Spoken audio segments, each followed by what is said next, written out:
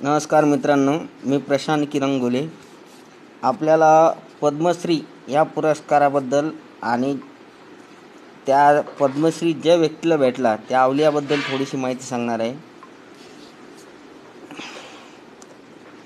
दिल्लीपर्यंत यायला पैसे नाहीत, पद्मश्री पोस्टाने पाठवा साहेब.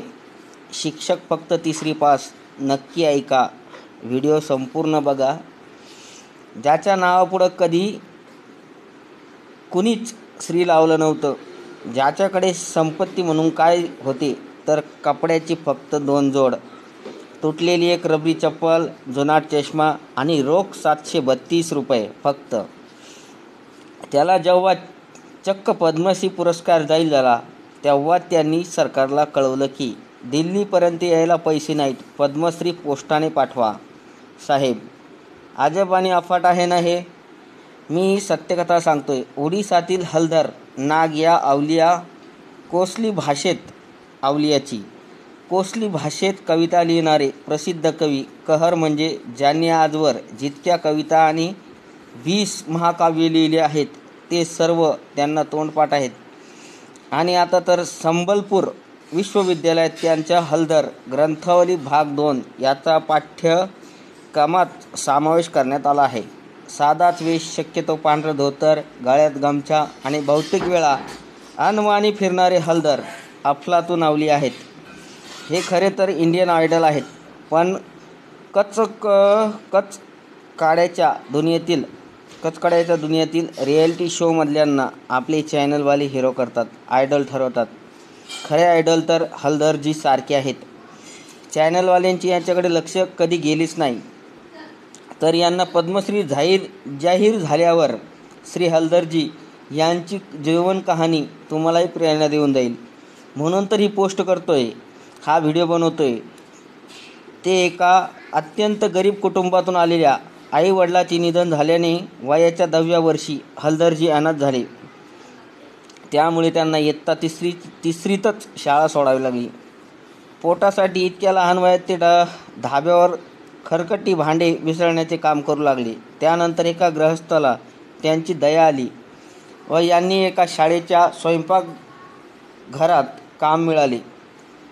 तिथं थोडं स्थिरसावर आयुष्य त्यांना मिळालं. नंतर बँकेकडून त्यांनी 100 रुपये कर्ज घेऊन पेन पेन्सिल शाळे वस्तूच्या विक्रीचे छोटेसे दुकान टाकले.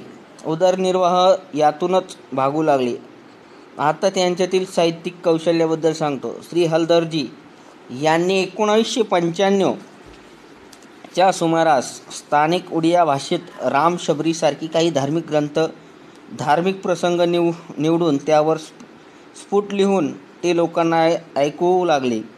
भावनेने ओथंबलेले त्यांचे ते शब्द ऐकताना लोक गुंग होऊन जायचे. पाहता पाहता त्यांच्या रचना प्रचंड लोकप्रिय झाल्या. हळूहळू ती कीर्ती सर्वदूर पसरू लागली. अनेक नामांकित लेखक कवींनी त्यांची दखल घेऊन विविध वृत्तपत्रातून त्यांच्याबद्दल भरभरून लिहिले आणि अखेर दिल्लीपर्यंत त्यांची ही कीर्ती पोहोचली आणि त्यांना चक्क साहित्य क्षेत्रातील योगदानाबद्दल पद्मश्री पुरस्कार जाहीर झाला.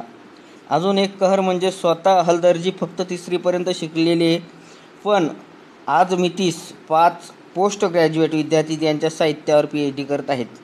त्याच्याबद्दल इतकंच म्हणायचं वाटतं की आप किताब में प्रकृति को चुनते हैं, पद्मश्री ने प्रकृति से किताब को चुनी है.